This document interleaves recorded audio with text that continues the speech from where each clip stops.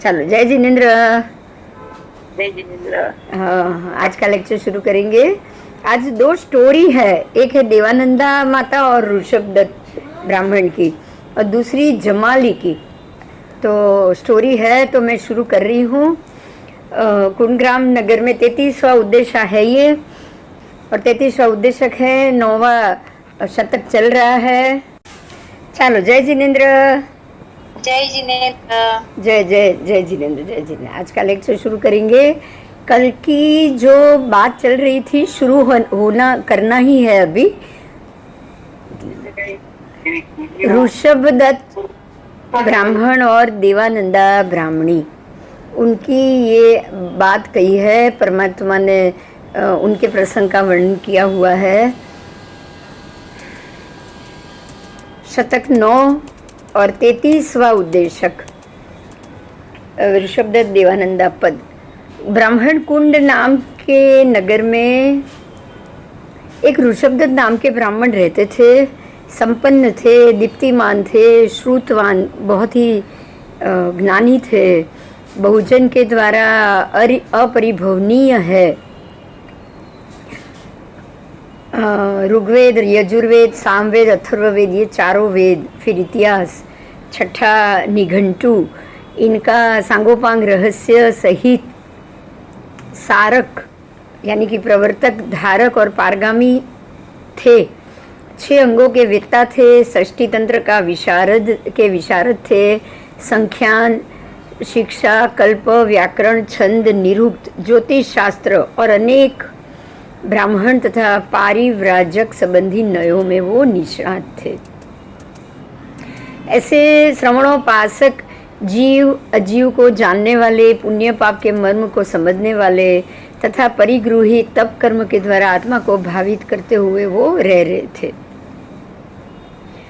उस ऋषभदत्त ब्राह्मण के देवानंदा नाम की ब्राह्मणी थी। सुकुमाल थी, हाथ पैर से बिल्कुल कोमल थी, प्रियदर्शिनी, स्वरूप, श्रवणोपासिका, जीव अजीव को जानने वाली, पुण्य पाप का मर्म समझने वाली, परिगृहित तप कर्म के द्वारा आत्मा को भावित करते हुए दोनों पति पत्नी रह रहे थे। उस काल, उस समय में जब परमात्मा महावीर स्वामी वहाँ आए और परिषद की, संवत्सरण रचा गया, और ऋषभदत्त ब्राह्मण अपनी पत्नी ब्राह्मणी देवानंदा ब्राह्मणी के साथ वहाँ आए, और बिल्कुल उन्होंने देशना सुनी, और रुष्ट तुष्ट चित्त वाले, आनंदित नंदित प्रतिपूर्ण मन वाले, परम सौमनस्य युक्त और हर्ष से विकस्वर हृदय वाले दोनों हो गए। दोनों बिल्कुल खुश हो गए। और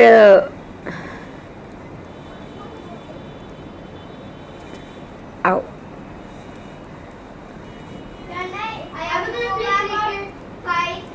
ब्राह्मणी से इस प्रकार से कहा कि हे देवानुप्रिय, श्रवण भगवान महावीर आदि करने वाले, सर्वज्ञ सर्वदर्शी, आकाशगत धर्मचक्र से शोभित, सुखपूर्वक विहार करते हुए बहुशालक चैत्य में प्रवास के योग्य स्थान की अनुमति लेकर संयम और तप से अपने आप को भावित करते हुए यहाँ रह रहे हैं। तो हे देवानुप्रिय, ऐसे अयंत परमात्मा भगवंतों के नाम गोत्र का श्रवण भी महान फलदायक है। फिर उनके अभिगमन, वंदन, नमस्कार, प्रतिपृच्छा, परिउपासना तो हमको करनी ही चाहिए। एक भी आर्य धार्मिक वचन का श्रवण अगर उनसे मुख से हमने सुन लिया तो वो महान फलदायक है। तो फिर विपुल अर्थ ग्रहण अगर करे तो फिर उसका तो कुछ भी नहीं कहना है। ठीक है, तो इस प्रकार से हम चलते हैं। ऐसा देवानंदा ब्राह्मणी को ऋषभदत्त ब्राह्मण ने कहा। दोनों वहाँ से चले श्रवण भगवान महावीर को मिलने के लिए, और वहाँ जाकर वंदन, नमस्कार, सत्कार, सम्मान किया। भगवान मंगलकारी, मंगल देव, कल्याणकारी, प्रशस्त चित्त वाले हैं। हम उनकी परिउपासना करेंगे, और ये हमारे ई भव और परभव के लिए हित, शुभ, क्षम, निःश्रेयस और आनुगामिकता के लिए ही सिद्ध होगा। ऐसा कह के दोनों, देवानंदा ब्राह्मणी और ऋषभदत्त ब्राह्मण ने ऐसा कहा। ब्राह्मणी भी तैयार हो गए।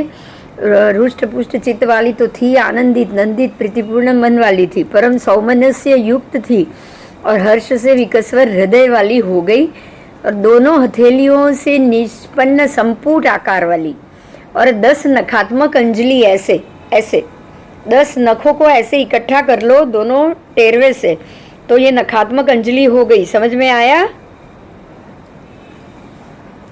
हाँ। हाँ, तो ऐसे अंजलि को सिर के सन्मुख ऐसे घुमाया, मस्तक पे टिकाया और ऋषभदत्त ब्राह्मण के इस अर्थ को विनय पूर्वक उन्होंने स्वीकार किया और वो दोनों वहाँ चलने के लिए तैयार हुए। ऋषभदत्त ब्राह्मण ने कौटुंबिक पुरुषों को भी बुलाया, बुला के कहा, देखिए वहाँ तब क्या होता था, ऐसे ही परमात्मा का समस्मरण लगता था तो अपने कौटुंबिक पुरुषों को भी बुलाते थे और कहते थे कि तुम लोग भी जिसको आना है हमारे साथ आप आओ। तो उन्होंने कहा कि अपने कौटुंबिक पुरुषों को कि हे देवानुप्रिय, शीघ्र गति क्रिया दक्षता से युक्त, फटाफट जल्दी से, समान खूर और पूंछ वाले, समान रूप से उल्लिखित सिंग वाले, स्वर्णमय कलाप से युक्त, प्रति विशिष्ट प्रधान, रजतमय घंटा वाले, ऐसे ये बैल की बात कर रहे हैं। समझ में आ रहा है? धागे की डोरी और प्रवर कंचनमय नथीनी की डोरी से बंधे हुए, नील उत्पल के सहरे वाले, प्रवर तरुण बैल जिसमें जोते गए हो और जिस पर नाना मणि रत्न घंटी का जाल वाली झूल डाली हुई है, श्रेष्ठ काठ की जुआ और जोत जो रज्जु युग्म प्रशस्त सुविरचित और निर्मित है, प्रवर लक्षणों से उपेत है, ऐसे धार्मिक यान प्रवर को तैयार करो और शीघ्र उपस्थित करो, उपस्थित करके मेरी इस आज्ञा को मुझे प्रत्यर्पित करो। उन्होंने अपने कौटुंबिक पुरुषों से कहा, मतलब वही आज के ज़माने में उनको नौकर कहते हैं, तब आगम में उसका नाम कौटुंबिक पुरुष लिखा जाता था। आगम में कभी भी नौकर शब्द नहीं आया, कभी भी नहीं। जो भी आपके हाथ नीचे काम करने वाले दास दासी हैं उनको कौटुंबिक पुरुष शब्द आएगा। तो उन्होंने दास दासियों को ऐसे आज्ञा दी कि आप ऐसे बैल जो उत्तम युवान जो बैल हैं उनसे आप जो भी साधन जो होते हैं धार्मिक क्रिया में जाने के, आप उसको तैयार करो। सारे जो कौटुंबिक पुरुष उनके थे वो भी उनके कहने से बिल्कुल अति आनंदित हो गए, रष्ट तुष्ट चित्त वाले, नंदित प्रीतिपूर्ण मन वाले हो गए और उन्होंने भी ऐसे ही 10 नखात्मक अंजलि करके सिर के सन्मुख घुमा के बोला, स्वामी आपकी आज्ञा के अनुसार ऐसा ही होगा, ये कहकर विनय पूर्वक वचन को स्वीकार करते। देखिए पहले के जमाने में कैसे विनय पूर्वक वचन स्वीकार करते थे। समझ में आ गया? ब्राह्मणी भी ऐसे ही 2 हाथ जोड़ के अपने पति के वचन को ऐसे सिर पे हाथ लगा के बोलती है कि चलो जैसी आपकी मर्जी, आपकी आज्ञा अनुसार। और नौकर भी ऐसे ही बोलते हैं कि चलो आपकी जो इच्छा, आपकी आज्ञा अनुसार हम कार्य करेंगे। इस प्रकार से सामने वाले के वचन को स्वीकारित किया जाता था। इसको ही विनय विवेक कहा जाता है। बराबर? ऋषभदत्त ब्राह्मण ने स्नान किया, अल्प भार तथा बहुमूल्य वाले आभूषणों से शरीर को अलंकृत किया। इस प्रकार सज्जित होके अपने घर से वो निकले। घर से निकल के जहाँ बाहरी उपस्थानशाला है, वहाँ जहाँ ये धार्मिक यान प्रवर यानी उनका जो बैलगाड़ी बोला जाएगा वो ही, उसको यान प्रवर कहते हैं, धार्मिक यान प्रवर। वहाँ आए, वहाँ आने के बाद उस पर आरूढ़ हो गए और देवानंदा ब्राह्मणी भी स्नान करके यथा उचित वस्त्र धारण करके शरीर को अलंकृत करके आई और वो किन के उनके साथ बहुत सारी स्त्रियां आ रही है। कौन आ रही है? सुनो, बहुत कुब्जा किरात देशवासिनी चेटी का समूह, वर्षधर कृत नपुंसक पुरुष। उस समय वर्षधर जो नपुंसक पुरुष होते थे वो ऐसे स्त्रियों की सेवा में रहते थे। स्थवीर कंचुकी जनों प्रतिहार गण, महत्तर यानी दासी और वृंद से घिरी हुई अंतपुर से वो निकली, निकल के जहाँ बाहरी उपस्थान शाला है वहाँ आई, और जहाँ वो धार्मिक यान प्रवर था, जहाँ ऋषभदत्त उनकी राह देख रहे थे, वहाँ आई, और वो भी यान प्रवर पे आरूढ़ हो गई। और देवानंदा ब्राह्मणी, ऋषभदत्त ब्राह्मण दोनों अपने साथ परिवार से परिवृत होके ब्राह्मण कुंड ग्राम नगर के बीचों बीच से निर्गमन कर रहे हैं। वो वहाँ से चलते हुए अपने यान प्रवर में चलते हुए निर्गमन करते हुए जो बहुशालक चैत्य है वहाँ गए। वहाँ आकर तीर्थंकर के छत्र आदि अतिशय को उन्होंने देखा। भगवान के अतिशय तो 34 थे, तो वो तो सामने से दिखाई देता है, तो सबने देखा। वो देखकर धार्मिक ज्ञान प्रवर को उन्होंने स्थापित किया। स्थापित करके वो उतर के 5 प्रकार के अभिगम से भगवान के पास गए। 5 प्रकार के अभिगम से भगवान के पास जाया जाता है। वो 5 अभिगम को मैं बोल रही हूँ, सुनिए, बहुत इंपॉर्टेंट है। भगवान के पास जब भी जाएंगे ये 5 अभिगम से जाएंगे। पहला अभिगम, सचित द्रव्य को छोड़ना। आप किसी भी सचित द्रव्य को साथ लेके नहीं जा सकते, ठीक है। अभी तो सचित पानी और सब है, खाना पीना भी सचित है, ये तो ठीक है। पहले के ज़माने में जानवरों को भी सचित माना जाता था, जैसे ये बैलगाड़ी में गए तो वो सचित द्रव्य हो गया, तो वो सब छोड़ के जाना पड़ता है। उसके बाद अचित द्रव्य को भी छोड़ देना है। आप अचित द्रव्य को भी साथ लेके नहीं जा सकते। भगवान के पास जाओगे तो ना सचित द्रव्य लोगे ना अचित द्रव्य लोगे, समझ में आ रहा है? हाँ, आप उसको भी छोड़ दोगे। उसके बाद एक शाटक वाला उत्तरासंग, एक शाटक एक तरफ कंधे पे आपको उत्तरासंग करना पड़ेगा। कोई भी, जैसे खेस बोल सकते हो या जो भी शाल दुपट्टा कह सकते हो वो। फिर दृष्टिपात, जैसे ही भगवान को आपकी दृष्टिपात हो जाए, भगवान की दृष्टि आप पे पड़ जाए, सीधे बद्ध अंजलि, 2 हाथ आपको बंद कर देना है और मन को, 5वां मन को एकाग्र करना है। जब भी वहाँ जाओ मन एकाग्र होना चाहिए, जहाँ भगवान है वहीं पे होना चाहिए। आपका ध्यान कहीं भी इधर उधर भटकना नहीं चाहिए। समझ में आया? हाँ। आप ये मंदिर में नहीं जा रहे हो, आप साक्षात भगवान के पास सन्मुख जा रहे हो। इसलिए मंदिर का भगवान, मंदिर में जो प्रतिमा जी है भगवान की, वो आपसे बात नहीं करेगी, लेकिन भगवान जो साक्षात बैठे वो तो आपसे जरूर नाम लेके बात करेंगे। करेंगे कि नहीं? करेंगे। इसीलिए ये 5 अभिगम से ही भगवान के पास जाया जाता है। इसलिए इसको खास याद रखना, ताकि भवांतर में कभी भी हम भगवान के हाजिरी में हमको अगर जाना पड़े ना, तो हमको ये 5 अभिगम तुरंत याद आ जाए। आप बिल्कुल अच्छे से उसको याद कर लेना, ठीक है?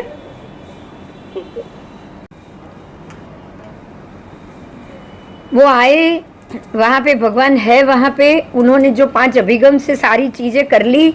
फिर आके 3 प्रदक्षिणा दी भगवान को, दाएं ओर से प्रारंभ करके प्रदक्षिणा क्रम से 3 प्रदक्षिणा दी, वंदन नमस्कार किया, और 3 प्रकार से पर्युपासना के द्वारा पर्युपासना भी की।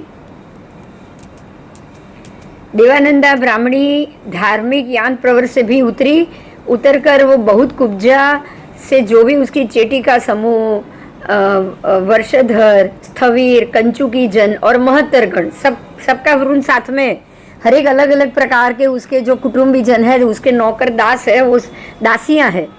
यहाँ तो दासियां है, वो स्त्री के एरिया में जाएंगे, पुरुष के एरिया में जाएंगे। इसलिए तो ये सबसे घेरी हुई देवानंदा ब्राह्मणी भी 5 प्रकार के अभिगम से भगवान के पास जाती है। जाने के बाद उसने भी अपने मन को एकाग्र किया है, परमात्मा को वंदन नमस्कार, प्रदक्षिणा 3 देती है, वंदन नमस्कार करती है, और नमस्कार करके ऋषभदत्त ब्राह्मण को आगे करके स्थित होके परिवार सहित शुश्रूषा और नमस्कार करती हुई सन्मुख रहकर विनय पूर्वक बद्धांजलि पर्युपासना कर रही है, हाथ जोड़ के। जैसे हम 3 खमासमण देते हैं ना, वैसे भी वहीं पे भी वही करना है। अचानक हुआ ये कि उस समय बहुत ही आश्चर्यकारक घटना हुई, और वो ये घटना हुई कि देवानंदा ब्राह्मणी के स्तनों से दूध की धार बहना शुरू हो गया। अचानक ये हुई है, देवानंदा ब्राह्मणी एकदम खुश हो गई है, हर्ष अतिरेक, वो बिल्कुल आनंदित हो गई, और आंखों में आंसू तक आ गए कि अरे मेरे स्तन से दूध की धार कैसे बह रही है। तो बह रही है, कंटिन्यू बह रही है। जब बच्चा माँ के गोद में आ जाता है डिलीवरी के बाद, तो बच्चे के जन्म होते ही माँ के स्तन से दूध निकलना शुरू हो जाता है। तो इसी तरह से यहाँ भी ऐसा हुआ है। ब्राह्मणी, देवानंदा ब्राह्मणी के स्तनों में से दूध की धारा बह रही है, उसके नेत्र जल से भीग गए हैं, हर्ष अतिरेक से वो स्थूल हो गई और भुजा के लिए बाजूबंद अवरोध बन गए। अब उसके बाजूबंद वो भुजा के लिए अवरोध बन गए, उसकी कंचुकी विस्तृत हो गई। मेघ की धारा से आहत कदम पुष्प की भांति उसके रोम कुप भी समुच्छ्वित हो गए। और वो परमात्मा को अनिमेष दृष्टि से देख रही है, वो बिल्कुल सरप्राइज है, उसको कुछ समझ में नहीं आ रहा है, अचंभा हो गया है कि ये मेरे साथ क्या हो रहा है। एक मुझे 2 मिनट दीजिए, हाँ 2 मिनट के बाद मैं वापस आ रही हूँ। तो परमात्मा के सामने वो अनिमेष दृष्टि से देख रही है, क्योंकि परमात्मा को देखते ही उसके अंदर उसकी मन के अंदर बिल्कुल जैसे हम बोले एक मातृत्व भाव उभर आया है। उसकी कंचू की विस्तृत हो गई, बिना उसके तो दूध की धारा बहेगी नहीं, बराबर। हाँ, और मेघ की धारा से आहत कदम पुष्प, जैसे ही मेघ बरसेगा और कदम पुष्प जैसे खिल जाते हैं, वैसे ही उसके दोनों रोमकूप सब उच्छ्वसित हो गए, खुल गए और बिल्कुल दूध धारा की तरह बह रहा है। परमात्मा को वो अनिमेष दृष्टि से देख रही है। और गौतम स्वामी ने भी श्रमण भगवान महावीर को वंदन नमस्कार किया और पूछा, क्योंकि ये चीज़ सब लोग देख रहे हैं, जो कुछ हुआ वो सबको पता चल रहा है कि ये अचानक क्या हो गया। और गौतम स्वामी ने पूछा भी कि प्रभु भंते, ये क्या देवानंदा ब्राह्मणी के स्तनों से दूध की धारा कैसे बह रही है, और ये उसके नेत्र भी जल से भीग गए। वो हर्षा एक बिल्कुल खुश होके एकदम स्थूल होती हुई, उसके भुजा के बाजूबंद भी उसके अवरोध बन रहे हैं, उसकी कंचू की विस्तृत हो रही है, मेघ की धारा से आहत उसके रोमकूप भी उच्छ्वसित हो गए हैं। तो और वो आपको अनिमेष दृष्टि से क्यों देख रही है? देखिए, ये सारी चीज सरप्राइज थी, सारा चीज सबके लिए क्वेश्चन था। जो केवली है वो ही जानते थे, वहाँ बिना केवल ज्ञानी किसी को ये पता नहीं था। तो सब लोग परमात्मा से ये जानने के लिए बेताब हो गए। भगवान ने ये जवाब दिया, ये गौतम, देवानंदा ब्राह्मणी मेरी माता है और मैं देवानंदा ब्राह्मणी का आत्मज हूँ। इसीलिए उस पूर्व पुत्र स्नेह राग के कारण देवानंदा ब्राह्मणी के स्तनों से दूध की धारा अभी बह रही है। उसके नेत्र भी जल से भीग गए हैं, बिल्कुल खुश हो गई है वो मुझे सामने पाते ही। और उसकी कंचू की भी विस्तृत हो गई है, उसके भुजाएं भी बाजूबंद खुल गए हैं, क्योंकि उसका पूरा शरीर के अंदर जो बदलाव आया है उसी के कारण ये सब हो रहा है। मेघ की धारा से आहत कदम्ब पुष्प की भांति उसके रोमकूप भी उच्छ्वसित हो गए। और वो मुझे अनिमेष दृष्टि से एक टक देख रही है, क्योंकि वो मैं उसका पुत्र हूँ, वो मेरी माता है, इसलिए मेरे ऊपर से उसकी दृष्टि नहीं हट रही। भगवान महावीर ने ऋषभदत्त ब्राह्मण और देवानंदा ब्राह्मणी को उस विशाल परिषद में धर्म का प्रतिबोध दिया। उन्होंने तब धर्म का प्रतिबोध भी दिया। और ब्राह्मणी और देवानंदा ब्राह्मणी और ऋषभदत्त ब्राह्मण अपने अपने परिषद में श्रावक में, श्राविका में जाकर बैठे। जिस परिषद में ऋषि परिषद, मुनि परिषद, यति परिषद और देव परिषद का समावेश हो, ऐसे परिषद में परमात्मा ने ऋषभदत्त और देवानंदा ब्राह्मणी को धर्म का प्रतिबोध दिया। उन परिषदों में सैकड़ों मनुष्य के समूह बैठे हुए थे और भगवान महावीर का बल, ओघ बल, अति बल, महाबल, ये तीनों रूप में प्रकट हो रहा था। वे अपरिमित बल, वीर्य, तेज और महात्म्य तथा कांति से युक्त थे। उनका स्वर शरद ऋतु के मेघ के समान, नवगर्जन कौच पक्षी के निर्घोष तथा दुंदुभि की ध्वनि के समान मधुर और गंभीर था। धर्म कथन के समय भगवान की वाणी वक्ष में विस्तृत, कंठ में वर्तुल और सिर में संकीर्ण होती। समझिएगा, वक्ष में विस्तृत, छाती में वो विस्तृत होती थी, तभी उसकी आवाज जोर से बाहर आती थी, सब सुन सकते थे। कंठ में वो वर्तुलाकार बन जाती थी और सिर में वो संकीर्ण हो जाती थी और गुनगुनाहट तथा अस्पष्टता से रहित थी। मतलब गुनगुन आवाज नहीं था, अस्पष्ट आवाज नहीं था, बिल्कुल क्लियर, हर एक व्यक्ति अपनी अपनी भाषा में उसको समझ सकते थे। पक्षी पक्षी की भाषा में भी उसको समझ पाते थे। उसमें अक्षर का सन्निपात स्पष्ट था, प्रत्येक अक्षर बिल्कुल स्पष्ट रूप से बाहर आता था। उनका स्वर कला से परिपूर्ण था और ज्ञेय राग से अनुरक्त था। जो ज्ञान था वो राग से अनुरुक्त होके आ रहा था और सर्व भाषा अनुगामिनी स्वतः ही सभी भाषाओं में उनकी जो बोली थी वो अनुदित हो जाती थी। भगवान 1 योजन तक सुनाई देने वाले स्वर में अर्धमागधी भाषा में बोले। भगवान अर्धमागधी भाषा में ही बोलते हैं व्याख्यान, और सर्व अलग अलग भाषा वाले को उनकी बोली के हिसाब से ये अर्धमागधी भाषा उनकी भाषा में परिवर्तित हो जाती है। यही उनका अतिशय है कि प्रत्येक प्राणी जीव मात्र अपनी अपनी भाषा में यही अर्धमागधी भाषा को तुरंत कन्वर्ट होकर समझ ले।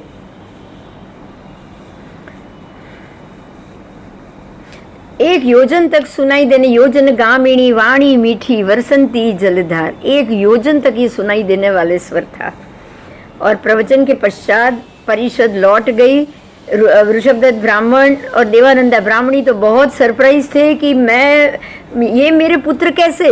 देवानंदा ब्राह्मणी को सवाल तो हुआ ही होगा ना, जब भगवान ने बताया कि मैं उसका पुत्र हूं तो क्या हुआ होगा, सोचो। पूरी परिषद में उन्होंने कितना सवाल सोचा होगा कि नहीं? हाँ। अब ऋषभदत्त ब्राह्मण भगवान महावीर के पास आए और अवधारण करके रष्टतुष्ट होके उठने की मुद्रा में वो उठे भी। भगवान को फिर से उन्होंने दाई और सारम करके 3 प्रदक्षिणा भी दी और नमस्कार करके पूछा, बोला कि प्रभु ये अवितत है, यानी कि ये बिल्कुल संवादितापूर्ण है, ये असंदिग्ध है, मतलब इम्पॉसिबल है। ये क्या हो गया, ये अवितत है जिसको हम बयान नहीं कर सकते, ऐसी बात हुई है। और ये असंदिग्ध है, संदिग्ध यानी शंका, बिल्कुल शंका रहित है। आपकी जो वाणी है, आप जो कह रहे हैं वो बिल्कुल शंका रहित है। आप जो कह रहे हैं वो इष्ट है, वो प्रतिष्ठित है, प्राप्त करने के योग्य है। जो आपने बताया है वो सब इष्ट प्रतिष्ठित है। और जैसा आप कह रहे हैं ऐसे भाव प्रदर्शित करके वो ईशान कोण की ओर जाते हैं और जाकर स्वयं अपने आभरण अलंकार उतार देते हैं और उतार के स्वयं ही पंचमुष्टि लोच करते हैं और लोच करके जहाँ भगवान श्रमण महावीर है वहाँ आते हैं। और आते ही भगवान महावीर को दाईं ओर से प्रारंभ करके फिर से 3 प्रदक्षिणा देते हैं। प्रदक्षिणा देकर वंदन करके नमस्कार करके कहते हैं कि ये लोग बुढ़ापे और मौत से आदीप्त हो रहा है। ये जो लोक है वो जन्म मरण जरा और मृत्यु से आदीप्त हो रहा है, जल रहा है। समझ में आया क्या कहा? हाँ ना, ये लोक जन्म जरा मृत्यु से भरा हुआ है, उसी से ही जल रहा है। यहाँ कोई शांति नहीं है, यहाँ कोई मुक्ति या कोई शांति या कुछ शांतता बिल्कुल नहीं है। ये लोक जन्म जरा मृत्यु से जल रहा है। बराबर? हाँ। बुढ़ापा यानी जरा,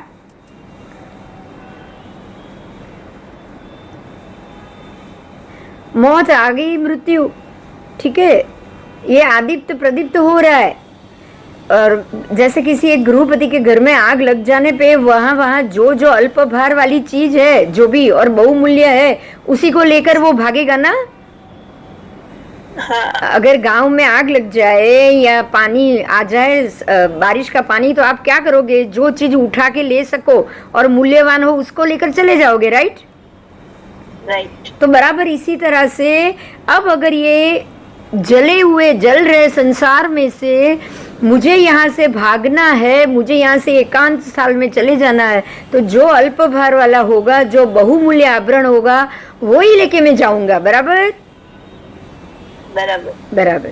तो ये ऐसे कह रहे हैं कि उसको लेके एकांत स्थान में वो चला जाता है और सोचता है कि अग्नि से निकाला हुआ ये आभरण बाद में या आज मेरे लिए हित सुख क्षम निश्रेयस और अनुगामिकता के लिए सही होगा। बोलो, वो सोचेगा कि नहीं? सोचेगा। सोचेगा। तो बिल्कुल आज मैं यही सोच रहा हूँ, हे देवानुप्रिय, मेरा शरीर भी एक उपकरण है। क्या कह रहे हैं वो? मेरा शरीर भी एक बहुत बहुमूल्य उपकरण है। वो इष्ट है, कांत है, प्रिय है, मनोज्ञ है, मनोहर है, स्थिरतर है, विश्वसनीय है, सम्मत है, बहुमत है, अनुमत है और आभरण करंडक के समान है। देखो शरीर की कितनी बढ़िया उपमा दी है। क्यों है ये ऐसा? क्यों है? क्योंकि ये है तो मैं मोक्ष जा पाऊंगा। समझ में आ रहा है? हाँ। ये शरीर मेरा स्वस्थ होगा तो ही मैं मोक्ष की साधना कर पाऊंगा।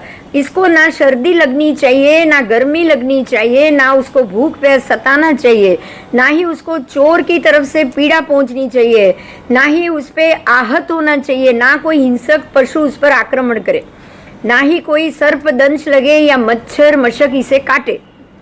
वात पित्त श्लेष्म सन्निपात जनित विविध प्रकार के रोग, आतंक, परिश, उपसर्ग ये मेरे शरीर को बिल्कुल स्पर्शित ही ना करे। इस अभिसंधि से मैंने इसे आज तक पालन किया है। समझ में आया? हाँ। शरीर को कैसे संभालना है देखा? क्यों क्यों क्यों? क्योंकि मेरे द्वारा इसका निस्तार होने पर ही ये परलोक में मेरे लिए हित सुख क्षम निश्रेयस और अनुगामिकता के लिए सिद्ध होगा। बराबर बराबर बराबर। अब मैं इसी के द्वारा परलोक साध पाऊंगा। परलोक में मुझे हित चाहिए, सुख चाहिए, क्षम चाहिए, निश्रेयसता चाहिए, अनुगामिकता चाहिए, तो मैं इसी के द्वारा ही प्रव्रजित होकर ले पाऊंगा। तो अब मैं आपके द्वारा प्रव्रजित होना चाहता हूँ, मैं आपके द्वारा ही मुंडित होना चाहता हूँ, मैं आपके द्वारा ही शिक्ष बनना चाहता हूँ, मैं आपके द्वारा ही शिक्षा प्राप्त करना चाहता हूँ और आपके द्वारा ही आचार गोचर विनय विनायक चरण करण यात्रा मात्रा मूलक धर्म का आख्यान चाहता हूँ। और श्रवण भगवान महावीर ने ऋषभदत्त ब्राह्मण को स्वयं ही प्रवर्जित किया। सोचो, उनके ही पिता है, ये उनकी ही माता है और उन्होंने उनको ही प्रव्रजित कर दिया, स्वयं ही मुंडित किया, स्वयं ही शिष्य बनाया, स्वयं ही शिक्षित करते हैं, स्वयं ही आचार गोचर विनय वैनयिक चरण करण यात्रा मात्रा मूलक धर्म का आख्यान करते हैं। बराबर? बहुत बढ़िया बताया नहीं? शरीर की भी व्याख्या हो गई आपकी, है ना? और अब कहते हैं देवानुप्रकार इस प्रकार से चलना चाहिए, इस प्रकार से हमको ठहरना चाहिए, इस प्रकार से बैठना चाहिए, इस प्रकार से करवट बदलना चाहिए, इस प्रकार से भोजन करना, इस प्रकार से बोलना, इस प्रकार से जागरूकता से, पूर्ण जागरूकता से प्राणभूत जीव और सत्वों के प्रति जैना और संयम से रहना चाहिए और इस अर्थ में बिल्कुल भी प्रमाद नहीं करना चाहिए। बराबर? ये भगवान खुद उनको सिखाते हैं। समझ में आया? हाँ। ऋषभदत्त ब्राह्मण ने श्रवण भगवान महावीर से इस प्रकार के धार्मिक उपदेश को सम्यक प्रकार से स्वीकार किया और सामायिक आदि 12 अंगों का उन्होंने अध्ययन भी शुरू किया। अध्ययन करके अनेक छठम दशम भक्त, द्वादश भक्त, अर्धमासी, मास क्षमण ऐसे विविध प्रकार के तप कर्म के द्वारा आत्मा को भावित करते हुए बहुत वर्षों तक श्रमण धर्म का पर्याय का पालन भी किया और ये पालन करके 1 मास की संलेखना लेकर 1 मास का उन्होंने अनशन किया 1 मास की उत्कृष्ट संलेखना होती है, उससे ज़्यादा नहीं होती है। अगर आपका अनशन हो गया तो ठीक, नहीं तो फिर पारणा करके दूसरे ही दिन से वो दूसरा 1 मास की संलेखना शुरू कर लेते। तो उन्होंने ये संलेखना भी की।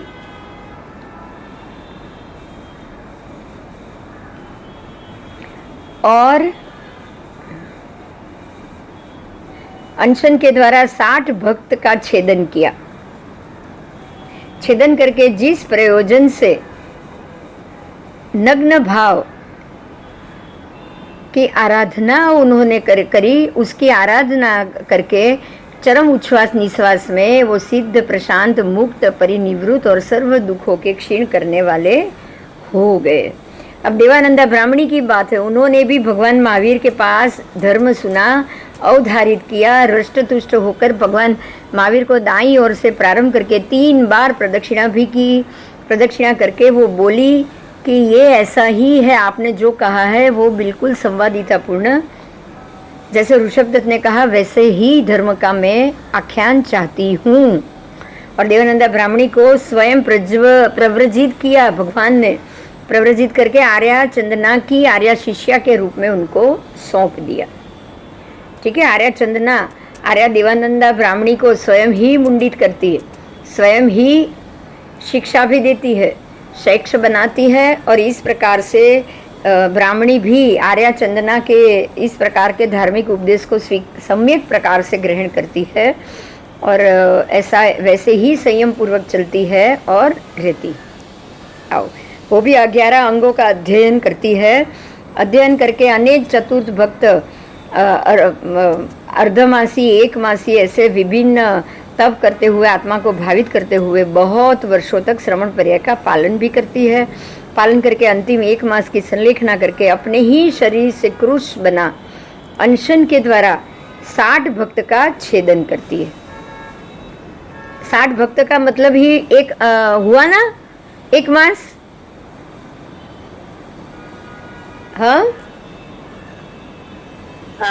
60 बार का भोजन तो 1 मास का मास खमन हुआ करती है। और चरम उच्छ्वास करते हुए वो अपने आप को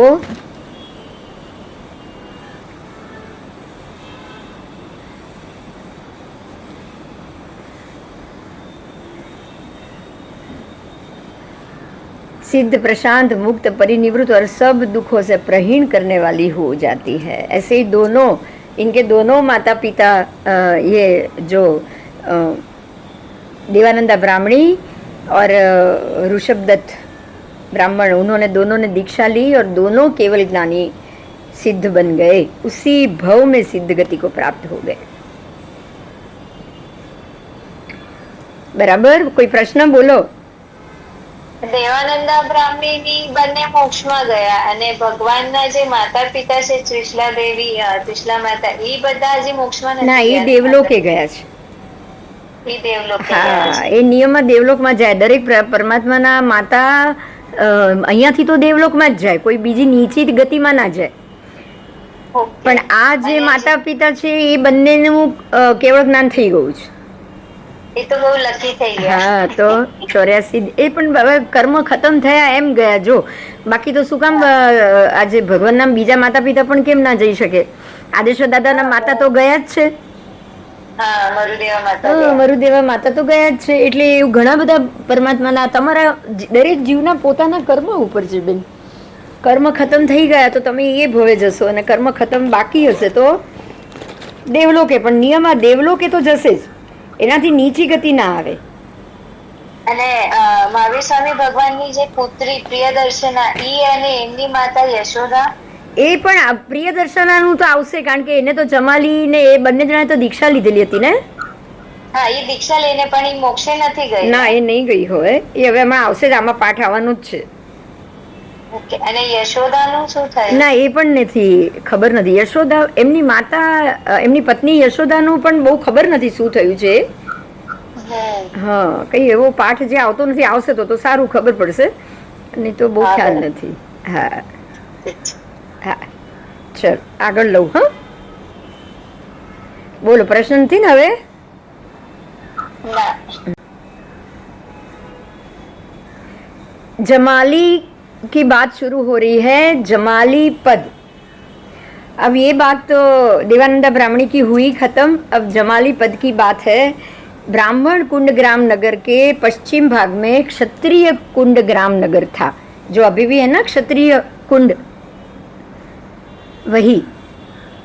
और उसका जो वो नगर में जमाली नाम के एक क्षत्रिय रहते थे, और वो संपन्न थे, दीप्तिमान थे, बहुजन के द्वारा अपरिभवनीय थे,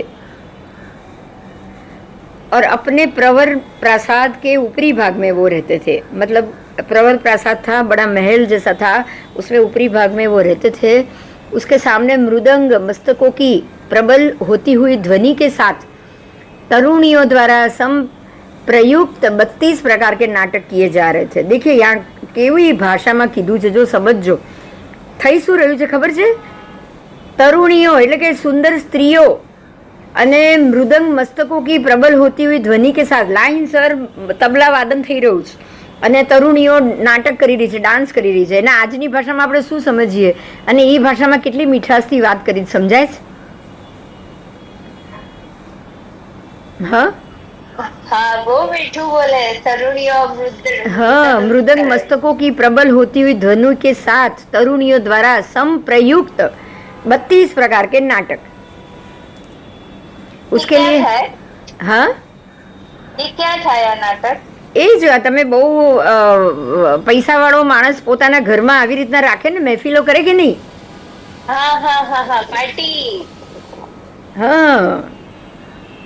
અને એ જ પાર્ટી કહેવાય ને, જ્યારે તમે બધાને આવો ને ડાન્સ કરાવો ને નચાવો. પહેલા આજના જમાનામાં આજે આપણી આજની જ ભાષામાં કહીએ તો મુજરો, સમજાય?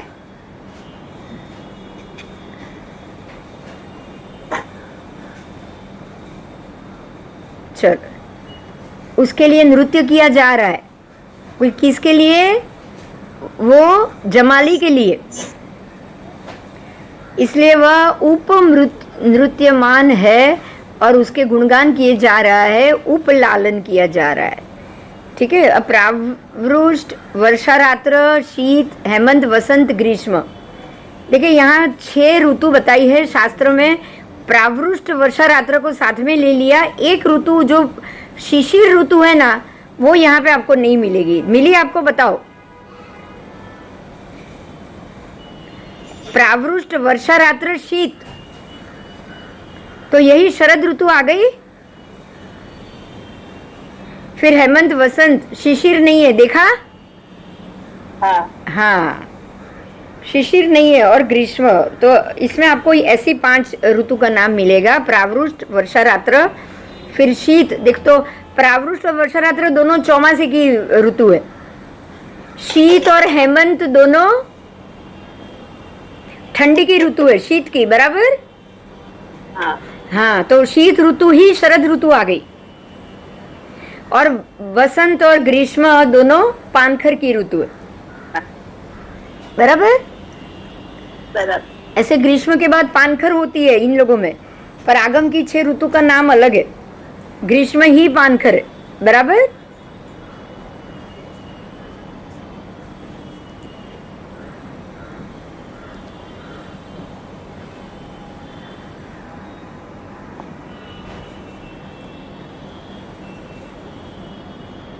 आओ,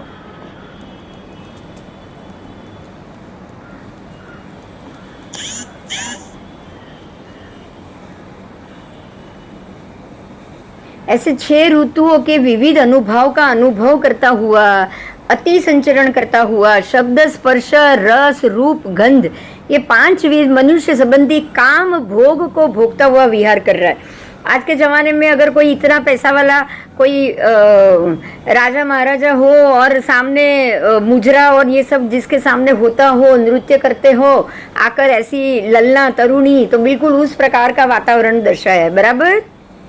बराबर। ऐसा था जमाली। और क्षत्रिय ग्राम कुंड नगर में उसका जो प्रासाद था वो उधर था। उसके श्रृंगाटक, तिराहे, चौराहे, चौहट और 4 द्वार वाले स्थान, यानी कि जो भी राजमार्ग और मार्ग होता है उसकी बात है ये। और उसपे महान जन शब्द, जन व्यूह, जन बोल, जन कलकल, जन उर्मी, जन उत्कलिका, जन सन्निपात, बहुजन परस्पर इस प्रकार से व्याख्यान भाषण करते थे, प्ररूपण करते थे कि भगवान महावीर धर्म तीर्थ के आदि करता है, सर्वज्ञ सर्वदर्शी है। ब्राह्मणगुड़ नगर के बाहर बहुशालक चैत्य में वो अनुमति लेकर संयम और तप से अपने आप को भावित करते हुए रह रहे हैं। ऐसी बातें चर्चा होने लगी। कहाँ होने लगी? क्षत्रिय कुंडग्राम नगर में। बराबर? बराबर। आओ अब ऐसे इस प्रकार से आगे चलते हुए जो क्षत्रिय कुमार जमाली है उसके कान तक ये सारी बातें पहुंची। ये जो जन सन्निपात जो बोल रहे थे वो सब उसने सुना, जन शब्द को सुना, देखा, और इस प्रकार से उसको आध्यात्मिक, स्मृत्यात्मक, अभिलाषात्मक, मनोगत संकल्प उत्पन्न हुआ कि क्या आज क्षत्रिय कुंडग्राम नगर में इंद्र महोत्सव है, स्कंद महोत्सव, आज क्या है? इतने लोग क्यों बाहर चल रहे हैं? इतने सारे लोग चल रहे हैं, कलकल की आवाज आ रही है। कौन खुल्लू से जरा माइक बंद कर दो। इतने बोल की आवाज आ रही है और इतने लोग यहाँ से रास्ते से निकल रहे हैं तो जरूर कोई बड़ी बात होगी। जैसे ही उसने ये कलरव सुना, ये सबकी आवाज सुनी, उसने सब बुलाया और पूछा कि भाई क्या है? कोई नदी महोत्सव, ध्रुव महोत्सव, पर्वत महोत्सव, वृक्ष महोत्सव, चैत्य महोत्सव, स्तूप महोत्सव, इतने सारे महोत्सव होते थे उस काल में। स्कंद महोत्सव, इंद्र महोत्सव, मुकुंद महोत्सव, नाग महोत्सव, यक्ष महोत्सव, भूत महोत्सव, समझ में आया? कूप महोत्सव और फेस्टिवल, तालाब महोत्सव। मतलब एक तालाब खोद रहे हैं तो उसकी अनुष्ठान में भी ऐसे ही अष्टानिका महोत्सव हो जाता था। बराबर? बराबर। हाँ, चैत्य मंदिर प्रतिष्ठा सब कुछ होता था। तो इसलिए उसने पूछा कि क्या हो रहा है जिससे ये बहुत उग्र, भोज, राजन्य, इक्ष्वाकु, नाग, कौरव, क्षत्रिय, क्षत्रिय पुत्र, भट्ट, भट्टपुत्र, योद्धा, प्रशासक, मल्लवी, लिच्छवी, लिच्छवी पुत्र, अन्य अनेक राजा, युवराज, कोटवाल, मडम्बपति, कुटुंबपति, इभ्य, शेठ, सेनापति, सार्थवा आदि स्नात होकर बलि कर्म हो लेकर करके यहाँ से वहाँ क्षत्रिय कुंड ग्राम नगर के बराबर ठीक मध्य में से निकल रहे हैं। समझ में आ रहा है? ये सारी एक बड़ी लोकालिटी की बात हुई है कि भाई ऐसे उच्च कुल के लोग हैं, राजन्य कुल के लोग हैं, क्षत्रिय है, सब लोग अपने रथ, अपनी गाड़ियाँ, अपना बैलगाड़ियाँ, अपने साथ सज्जा को अपने कौटुंबिक लोगों के साथ निकलेंगे तो कोलाहल होगा कि नहीं? होगा। होगा, होगा। अब देखिए भगवान का जो समोसरण जब रचता था ना, तब लोग कैसे निकल रहे थे उसकी बात बताई है ना। कुछ शांति से कुछ नहीं होता था, तब सबको सवाल होता था, सब लोग देखने के लिए जाते थे, जाएंगे कि नहीं? जाएंगे।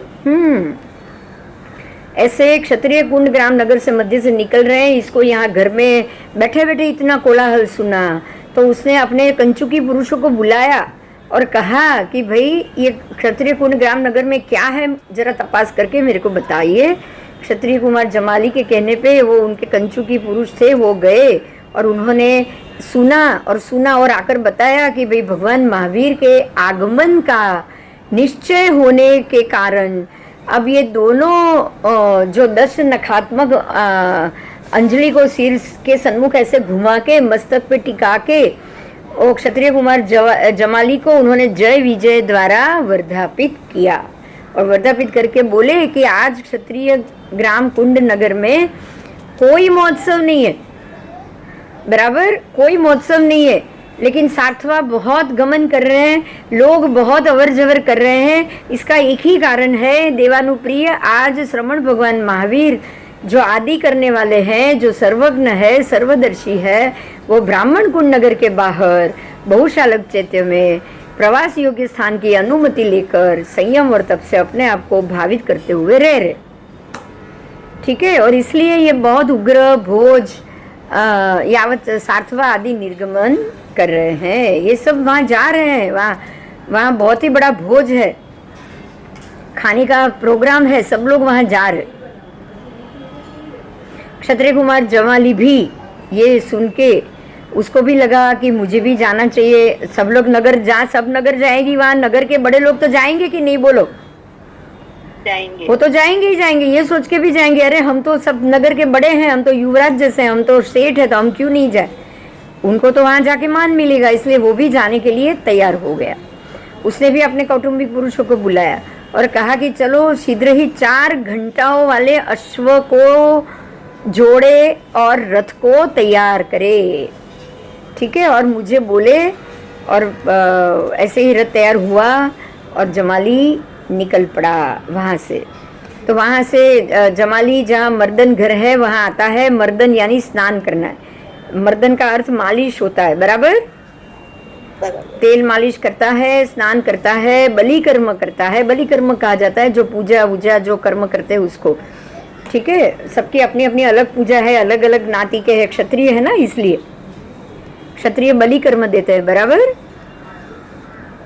शरीर के अवयवों पे चंदन का लेप किया, सर्व अलंकारों से विभूषित हुआ और मर्दन घर से निकला, जो स्नान घर है, मालिश घर है, उससे वो निकला। निकल के जहाँ बाहर उसका उपस्थान शाला है वहाँ आया। 4 घंटाओं वाले अश्व रथ में वो बैठा, आरूढ़ होके बनी बड़ी मालाएं वालाएं छत्र धारण किया और महान सुभटों के से बिल्कुल राजा संघात वृंद, राजा की तरह सुविस्तृत संघात वृंद से परीक्षित होके वो कुंडग्राम नगर के ठीक मध्य मार्ग से निकला और वो ब्राह्मण कुंड गांव में पहुंचा। वहाँ बहुशालक चैत्य है, वहाँ आया। आने के बाद घोड़े के लगाम को खींच के वो रथ को उसने एक तरफ ठहराया। ठहरा के रथ से उतर कर वो जो पुष्प तांबूल आयुध और उपानत जो सब लेकर गया था वहाँ छोड़ना पड़ेगा, बराबर? छोड़ के ही जा सकते हो आप भगवान के पास, है ना? हाँ। जो पहले 5 चीज दिखी थी वो उसको विसर्जित किया। एक शाटक वाला उत्तरासंग लगाया, उत्तरासंग करके उसने आचमन किया, अशुचि द्रव्यों को त्याग किया और परम शुचिभूत होकर उंगलियों को मुकुलित करके सिर पे रखा और जहाँ भगवान थे वहाँ आए। 2 अंजलि दाईं ओर से प्रारंभ करके 3 प्रदक्षिणा दी। वंदन नमस्कार करके 3 प्रकार की पर्युपासना से पर्युपासना की, बराबर? तो क्षत्रिय कुमार जमाली उस जगह पहुंचे विशाल परिषद में। उन्होंने उत्तरासन लिया, परमात्मा को 3 प्रदक्षिणा क्रम से प्रदक्षिणा भी दी, वंदन किया और परमात्मा महावीर का ओघ बल, अति बल और महाबल, ये तीनों रूप में प्रकट हो रहा था। वे अपरिमित बल, वीर्य, तेज, महात्म्य, कांति से युक्त थे, ठीक है। उनका स्वर भी बिल्कुल अभी थोड़े पहले बोल गए वही चीज आएगी। तो सर्वभाषानुगामिनी, सर्व भाषा में उनका शब्द अर्धमागधी भाषा में वो बोल रहे थे, लेकिन शब्द ऐसे अलग अलग भाषा में सबके पास पलट रहे थे। अब ये क्षत्रिय कुमार जमाली भगवान महावीर के पास धर्म सुनने के मन से हर्षतुष्ट चित्त वाले, आनंदित नंदित प्रतिपूर्ण मन वाले हुए। परम सौमनस्य से, हर्ष से उन्होंने ये सारी चीजें सुनी। सुनने के बाद पूरा प्रवचन खत्म हुआ। उसके बाद वो उठे, फिर से भगवान को दाईं ओर से प्रारंभ करके 3 बार प्रदक्षिणा भी दी। प्रदक्षिणा देकर वंदन नमस्कार भी किया और फिर वो बोले कि भंते, मैं निर्ग्रंथ प्रवचन में श्रद्धा करता हूँ। निर्ग्रंथ मतलब आपके प्रवचन में, और मैं आपके भंते में निर्ग्रंथ प्रवचन की प्रतीति भी करता हूँ, उसमें रुचि भी करता हूँ और मैं उसमें अभ्युत्थान भी कर रहा हूँ। आप जो कह रहे हैं वो बिल्कुल ऐसा ही है और ये संवादितापूर्ण है, अवितत है, असंदिग्ध है, इसमें कोई शंका नहीं। और यही इष्ट है, यही प्रतिसिप्त प्राप्त करने के योग्य है और यही इष्ट प्रतिसिप्त है, ठीक है। जैसे आप कह रहे हैं वैसा ही आप कह रहे हैं, जैसा है। हे देवानुप्रिय, मैं मेरे माता पिता से पूछ लेता हूँ, तत्पश्चात मैं आपके पास मुंडित होके अणगार बन के दीक्षा लेकर प्रव्रजित होऊंगा। समझ में आया? हाँ। परमात्मा ने भी उसको कहा कि हे देवानुप्रिय, जैसे तुम्हें सुख हो वैसा करो, प्रतिबंध मत करो. ક્ષત્રિય કુમાર જમાલી. હા બિંદુબેન, હા અહીંયા જ્યારે જમાલી આવે છે તો એ ઓલરેડી પ્રિયદર્શના સાથે પરણેલો હોય છે, એના હા પછી આવે ને? હા પરણેલો જ હશે જ ને, તો 100% હશે. કારણ કે હવે તો પછી દીક્ષા લઈ લે, દીક્ષા લીધા પછી તો કઈ લગ્ન થવાના નથી. ના ના, એ તો પોસિબલ જ નથી.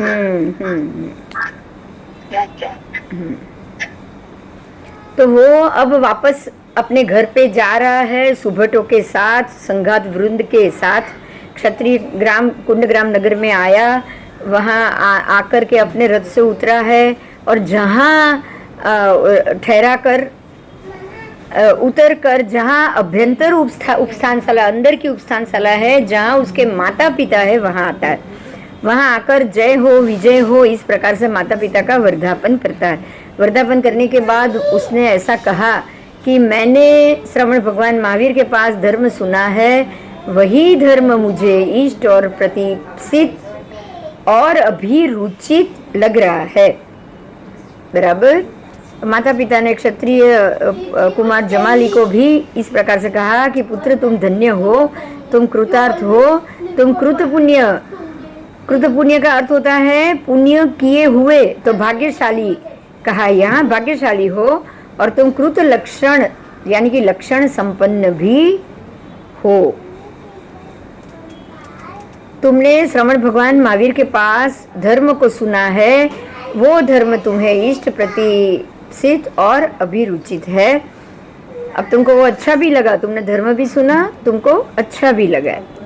तो क्षत्रिय कुमार ने वापस कहा माता पिता से कि मैंने उनसे धर्म सुना है, जो भी वो धर्म मुझे इष्ट प्रतिष्ठित अभिरुचित लगा है, और मैं ये संसार के भय से उद्विग्न और जन्म मरण से भीत हूँ. अब मुझे संसार से उद्विग्नता, संसार के भय से उद्विग्नता आ गई है और जन्म मरण से भी मैं डरता हूँ. मैं फिर से जन्म मरण नहीं चाहता हूँ. तो मैं चाहता हूँ आप अनुज्ञा दो, आपसे अनुज्ञा प्राप्त करके मैं भगवान के पास जाकर मुंडित होकर अगार धर्म से अणगार धर्म में दीक्षा लेना, प्रव्रजित होना चाहता हूँ. ठीक है. तो क्षत्रिय कुमार जमाली की इस अनिष्ट, ध्यान दीजिएगा, माता पिता को ये वाणी अनिष्ट लगी. कैसी लगी? क्योंकि बच्चा जा रहा है घर से, माता पिता को दुख लगा, बेटा दीक्षा लेने की बात कर रहा है. इस बात से ही माता पिता नाराज हो गए और उनको लगा कि अब तो ये चला जाएगा, अब ये हमारे साथ नहीं रहेगा. तो उनको इसकी तकलीफ लगी और उन माता पिता के रोम कूपों में स्वेद आ गया, मतलब पसीना पसीने हो गए. अकांत, अप्रिय, अमनोज्ञ, अनिष्ट, अमनोहर, अश्रुतपूर्ण वाणी. देखिए उनको ये वाणी कैसी लगी. और सवर्ण से शरीर गीला हो गया, मतलब पसीने पसीने हो गए. शोक के आघात में अंग कांपने लगे, निस्तेज हो गए, वो चेहरा निस्तेज हो गया, मुख दीन हो गया, विमनस्क हो गया. और हाथ से मली हुई कमल माला की तरह, जैसे आप फूल की माला को मसल दो, इस प्रकार से उनका शरीर उसी क्षण म्लान, दुर्बल, लावण्य शून्य और आभा शून्य और श्री विहीन हो गया. उनके गहने शिथिल हो गए, धवल कंगन धरती पे गिरकर मोज खाकर खंड खंड हो गए. उत्तरीय खिसक गया. मूर्छावश चेतना के नष्ट होने पर शरीर भारी हो गया, मतलब वो मूर्छावश हो गए. समझ में आया सुनते ही कि अब बेटा यहाँ से चलने की बात कर रहा है, बेटा हमको छोड़ के जाने की बात कर रहे. वो बिल्कुल मूर्छावश हो गए. सुकोमल केश राशि बिखर गई, परसू से छिन्न चंपक लता, जैसे कि एक वेलड़ी को परशु कुहाड़ी से मार के दो टुकड़े कर दो, ऐसे ही वो बिल्कुल छिन्न भिन्न हो गए. बराबर.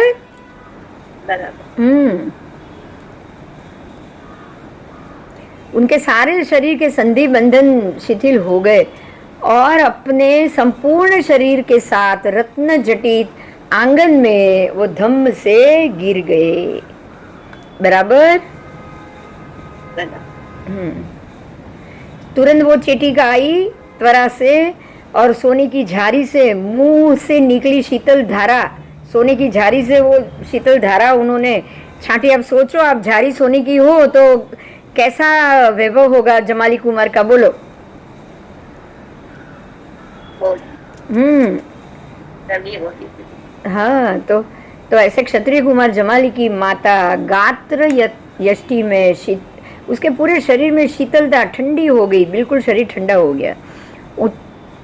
उत्क्षेपक और ताल वृंत के पंखों से उठने वाली ताल मिश्रित हवा के जैसे ही वो पंखा डाला और दासियों ने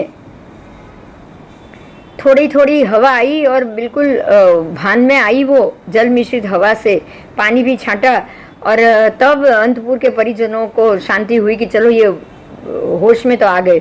और वो रो रही है, रोती, कलपती, आंसू बहाती, शोक करती, विलाप करती हुई क्षत्रिय कुमार जमाली से बोली कि हे जात यानी कि जाया, मेरा बेटा जात, तुम हमारी एकमात्र पुत्र हो, इष्ट हो, कमनीय, प्रिय, मनोज्ञ, मनोहर, स्थिरतर, विश्वसनीय हो, सम्मत, बहुमत, अनुमत और आभरण कंडक के समान हो। सब कुछ हो, तुम हमारे लिए सब कुछ हो। रत्न हो, रत्नभूत हो, चिंतामणि रत्न के समान हो, जीवन उत्सव और हृदय को आनंदित करने वाले तुम ही हो जो हमारे जीवन को, तू होगा तो जीवन आनंदित, तू होगा तो घर के उत्सव में आनंद, तू होगा तो हमारे हृदय में आनंद है। ठीक है, तू उदुम्बरी पुष्प के समान है, श्रवण दुर्लभ है, फिर भी दर्शन का तो प्रश्न ही क्या है। बराबर? तू चला जाएगा तो कैसे देखेंगे हम तुमको? श्रवण भी दुर्लभ हो जाएगा, तेरे शब्द भी दुर्लभ हो जाएंगे। हम क्षण भर भी तुम्हारा वियोग सहन करना नहीं चाहते हैं, इसीलिए पुत्र तुम तब तक रहो जब तक हम जीवित हैं। हमारे पश्चात जब हम कालगत हो जाए, तुम्हारी वय परिपक्व हो जाए, तुम संतान रूपी तंतु को बढ़ाने के कार्य से भी निरपेक्ष हो जाओ, तुम अपने बच्चे हो जाए, संतान हो जाए, उसके बाद तुम दीक्षा लेना, अभी दीक्षा की बात मत करना। समझ में आया? हमारे मरने के बाद तू जो करना है करना, तब तुम भगवान महावीर के पास मुंडित भी हो जाना और अंगार से अणगारिता में प्रवृत्त भी हो जाना। अब वो क्षत्रिय कुमार माता पिता से कह रहा है कि ये वैसा ही है जो तुम मुझे कह रही हो कि जात तुम हमारे एक पुत्र, एक इष्ट कांत यावत हो, तो माता पिता ये मनुष्य का भव अनेक जन्म, जरा, मरण, रोग, शारीरिक, मानसिक प्रकांड दुखों के वेदन, सैकड़ों कष्टों, उपद्रवों से अभिभूत है। ये अध्रुव है, अनियत है, अशाश्वत है। अब जो भगवान ने कहा वही शब्द बोलेंगे ना वो। हाँ, संध्या के अभ्र राग के समान, संध्या के समय जो अभ्र राग चलता है उसके समान है। जल बुदबुद के समान, जल में जो परपोटे खड़े होते हैं, ऐसा है संसार। कुश की नोक पे टिकी हुई जल बिंदु, घास के ऊपर टिकी हुई जल बिंदु कितनी बार टिकेगी बोलो? उसके समान है संसार का सुख। स्वप्न दर्शन के समान है, विद्युल्लता की भांति चंचल और अनित्य है। सडन पतन और विध्वंस धर्म है, पहले या पीछे, बाद में अवश्य छोड़ना है। अभी छोड़ो या बाद में छोड़ो, माता पिता कौन जानता है कौन पहले जाएगा? आप पहले जाओगे या मैं पहले जाऊंगा? कोई नहीं जानता कि कौन पहले जाएगा। इसलिए मैं चाहता हूँ कि मैं तुम्हारे द्वारा अनुज्ञात होकर ही भगवान के पास जाऊं और मुंडित होकर अगार से अणगार धर्म में प्रवृत्त हो जाऊं।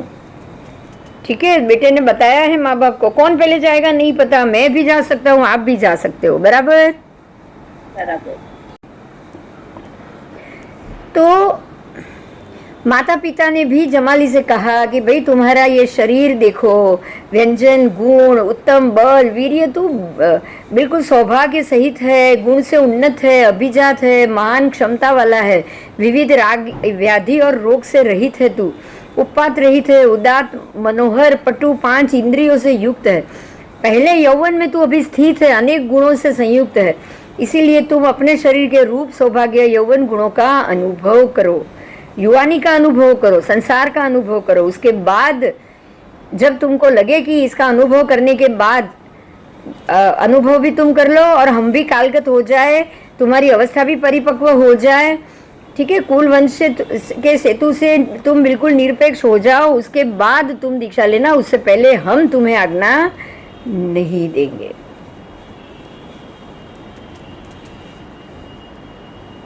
आओ।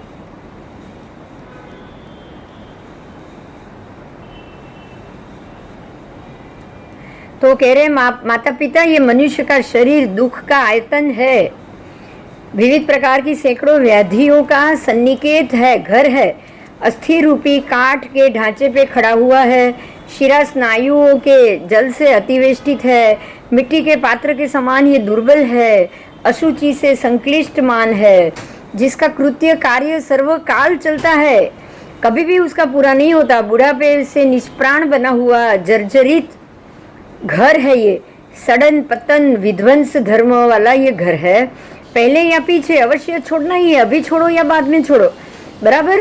कौन पहले जाएगा कौन बाद में जाएगा ये भी नहीं पता, इसलिए मैं चाहता हूं कि आप मुझे अनुज्ञा दो, आप मुझे अनुज्ञा दो। फिर से उसके माता पिता कह रहे हैं कि तुम्हारी 8 गुणवल्लभ पत्नियां हैं, देखो ये पहले से तब शादीशुदा था, ठीक है, जो विशाल कुल की बालिकाएं हैं, कला कुशल है, सर्वकाल कला में लालित्यपूर्ण है, सुख भोगने योग्य, मार्दव गुण वाली, निपुण, विनय, उपचार में पंडित, विचक्षण, मनोरम, मीत, मधुर बोलने वाली। कितनी पत्नी थी उसकी? 8 पत्नी। कितनी थी?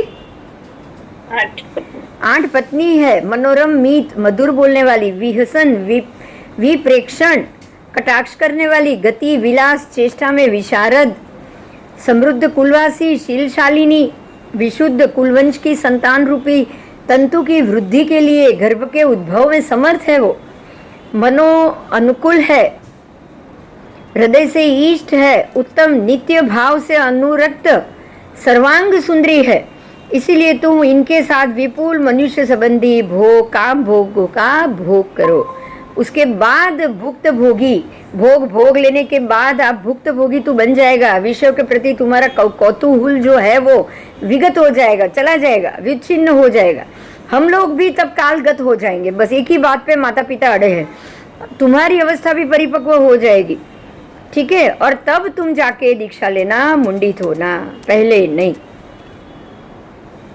अब ये जमाली कह रहा है कि मेरी 8 पत्नियां विशाल कुल की बालिकाएं हैं, कोई साधारण कुल की नहीं है, बराबर। ये मनुष्य संबंधी काम, भोग, मल, मूत्र, कफ, नाक, मैल, वमन, पित्त, मवाद, शुक्र और शोणित से समुत्पन्न है। देखो मनुष्य शरीर किससे बना हुआ है, ये सब उसने बता दिया। अमनोज्ञ, विकृत और कुत्थित मल मूत्र से परिणत है। मृतक की गंध जैसे उच्छ्वास और अशुभ निश्वास से उद्वेग पैदा होता है। सब विभत्स, अल्पकालिक, अल्पसार सहित तुच्छ जठर में होने वाले मल की अवस्थिति से दुखद है ये। बहुजन साधारण, सर्वसुलभ, महान मानसिक और शारीरिक कष्ट साध्य अबुध जनों के द्वारा ये आसेवित है, साधु जनों के द्वारा सदैव ग्रहणीय है, अनंत संसार को बढ़ाने वाला, कटुफल विपाक देने वाला, इसे ना छोड़ने पर यह प्रदीप्त तृण पुलिका के समान दुख, अनुबंध और सिद्धि गमन में विघ्न देने वाला है। अगर इसको नहीं छोड़ा तो माता पिता ये कौन जानता है कौन पे ले जाएगा। इसलिए मैं चाहता हूँ कि आप मुझे अनुज्ञा दो। सवाल जवाब चल रहे हैं माता पिता के और पुत्र के, बराबर। अब फिर से जमाली ने कहा है, जमाली से माता पिता ने कहा कि भाई तुम्हारे दादा परदादा सबसे प्राप्त हुआ ये बहुत सारा हिरण्य, सोना, कांस्य, दुष्य, बहुमूल्य वस्त्र, विपुल वैभव, कनक, रत्न, मणि, मौक्तिक, शंख, मेनसिल, प्रवाल, लाल रत्न, श्रेष्ठ सार, ये सारे वैभवशाली द्रव्य से जो 7वीं पीढ़ी तक प्रकाम देने वाले, भोगने वाले, बांटने के समर्थ है। इसीलिए हे पुत्र, तुम मनुष्य संबंधी विपुल रुद्धि सत्कार समुदाय का अनुभव करो, कुल वंश के तंतु कार्य से निरपेक्ष हो जाओ, बाद में ही कल्याण का अनुभव करके तुम दीक्षा लेना। अब फिर से जमाली जवाब दे रहा है कि जो आप कह रहे हो दादा प्रपितामह प्रप्रपितामह से प्राप्त जो भी सोना हीरा जो भी मिला है वहाँ से लेकर उसका मैं क्या करूँगा? हिरण्य सुवर्ण वैभवशाली द्रव्य, ये रत्न, ये अग्नि, उसको ये सारे रत्नों और ये जो धन है उसको अग्नि जला सकती है, चोर लूट के जा सकता है, राजा भी उसको अधिकृत कर सकता है। ठीक है, तो मैं अब ये धन के लिए मैं अपनी अणगारिता को नहीं छोड़ सकता। ये मृत्यु साधित है, ये सारी चीज, ये शरीर है वो मृत्यु साधित, मृत्यु भी उसको वंचित कर सकती, और मृत्यु होने के बाद तो ये धन वैसे भी किसी को काम, मेरे को काम आने वाला नहीं। बराबर? उसको भागीदार विभाजित कर सकते हैं। अग्नि, सामान्य अग्नि का भी ये स्वामित्व है, फिर चोर, सामान्य चोर पर भी उसका स्वामित्व है, राजा भी उसका स्वामी है, मृत्यु, सामान्य मृत्यु भी उसका स्वामी है। मतलब ये धन के मालिक बहुत सारे हैं, खाली ये सारे मालिक मेरे तक आने भी नहीं देंगे। बराबर? तो मैं अध्रुव, अनियत और अशाश्वत ऐसे धन का स्वामी बनना नहीं चाहता। समझ में आवी उसको कीधु? पहले छोड़ो या बाद में छोड़ो, मेरे को तो छोड़ना ही है, मैं कल छोड़ू या आज छोड़ू। बराबर? इसीलिए मुझे ये धन की जरूरत नहीं है। ऐसे बहुत सारे आज्ञा, प्रज्ञापन, संज्ञापन, विज्ञापन, आख्यात, प्रज्ञप्त, संज्ञप्त, विज्ञप्त हुए, बहुत सारे सवाल जवाब हुए, किंतु वो विषय से विरक्त, संयम के विषय में भय दिखाकर उद्वेग पैदा करने वाले प्रज्ञापना के द्वारा प्रज्ञापना पे प्रज्ञापना कर रहे थे। और वो माता पिता बोले कि निर्ग्रंथ, सत्य, अनुत्तर, अद्वितीय, प्रतिपूर्ण, नैर्यात्रिक, मोक्ष तक पहुंचाने वाला, असंशुद्ध, शल्य को काटने वाला, सिद्धि का मार्ग, मुक्ति का मार्ग, मोक्ष का मार्ग, शांति का मार्ग, अवितत, अविच्छिन्न और समस्त दुखों के क्षय का ये मार्ग है। ऐसा अब जमाली कह रहे हैं। इस निर्ग्रंथ प्रवचन में स्थित जीव सिद्ध, प्रशांत, मुक्त, परिनिवृत्त सब दुखों का अंत कर सकता है। संयम सांप की भांति एकांत दृष्टि द्वारा साधित है। एकाग्र दृष्टि, सांप को एक तक दृष्टि से ही साधा जा सकता है। बराबर? ऐसे ही संयम को भी एकांत, एकाग्र दृष्टि से ही साधा जा सकता है। क्षूर की तरह एकांत धार द्वारा साध्य है, और उसमें लोह के यव चबाने होते हैं, लोहे के कण चबाने होते हैं। ठीक है, बालू रेती की कौर की तरह ये निस्वाद है। महानदी गंगा के प्रति स्रोत गमन जैसा है ये, और महासमुद्र को भुजाओं से तैरने जैसा दुस्तर है ये। आप तार के पार नहीं कर सकते संसार को। इस तीक्ष्ण कांटों पे संक्रमण करने, भारी भरकम वस्तु को उठाने और तलवार की तीक्ष्ण धार पर चलो, ऐसा मुश्किल ये संसार में रहना है। तो आप श्रवण, निर्ग्रंथ, आधाकर्मी, औदेशिक, मिश्र जात, अध्यवतर, पुति, कृत, प्रामित्य, उधार लिया गया, आच्छेद्य यानी कि छीना गया, भागीदार द्वारा अनुनगत सामने लाया गया, कांतार यानी कि भक्त, दुर्भिक्ष यानी कि जो भक्त है वो, ग्लान भक्त, वार्दली का भक्त, प्रावृतिक भक्त, शय्यातर पिंड, राजपिंड, मूल भोजन, कंद भोजन, फल भोजन, बीज भोजन, हरित भोजन ये खा पी नहीं सकता। तुम सुख भोगने योग्य हो, दुख भोगने योग्य नहीं हो। तुम सर्दी, गर्मी, अब माँ बाप कह रहे हैं, भूख, पीड़ा, कीट, हिंसक प्रसूत, उनके दंश, वातिक, पैतिक, श्लेष्मिक और सन्निपतिक विविध प्रकार के रोग, आतंक, उदीर्णा, पोष, परिशप, उपसर्ग को तुम नहीं सहन कर पाओगे। ठीक है, हम क्षण भर के लिए भी तुम्हारा वियोग करना नहीं चाहते, हम भी नहीं सहन कर पाएंगे। इसलिए तुम तब तक रहो जब तक हम जीवित हैं। इसके पश्चात तुमको जो करना है तुम कर लेना। फिर भी जमाली जीत पकड़े बैठा हुआ है, कह रहा है कि क्लीब, कायर, का पुरुष, यह लोक से प्रतिबद्ध, परलोक से परांगमुख, विषय की तृष्णा रखने वाले प्राकृत जन, साधारण मनुष्य के लिए दीक्षा प्रवचन आचरण करना दुष्कर है। धीर कृतनिश्चय व्यवसाय संपन्न उपाय प्रवृत्ति के लिए उसका आचरण किंचित भी दुष्कर नहीं। ठीक है, इसलिए मैं चाहता हूं तुम्हारे द्वारा आप अनुज्ञा दो और मैं दीक्षा लूं। फिर से जमाली के माता पिता उसके पति प्रति बिल्कुल अनुरक्त हो चुके हैं, विषय से विरक्त, लेकिन संयम के विषय में भय दिखाकर उद्वेग पैदा करने वाले बहुत सारे उन्होंने आसान रास्ते बताए, बहुत बातें बताई, बहुत आख्यान प्रज्ञापन संज्ञापन विज्ञापन के द्वारा उसको आख्यात प्रज्ञप्त संज्ञप्त विज्ञप्त करने में वो उन्होंने कोशिश की, लेकिन वो समर्थ नहीं हुए। और क्षत्रिय कुमार जमाली अपनी बात पे अड़े ही रहे। तब जाके उसके माता पिता ने जमाली को अनिच्छा पूर्वक निष्क्रमण की अनुज्ञा दे दी। बराबर बराबर। बराबर।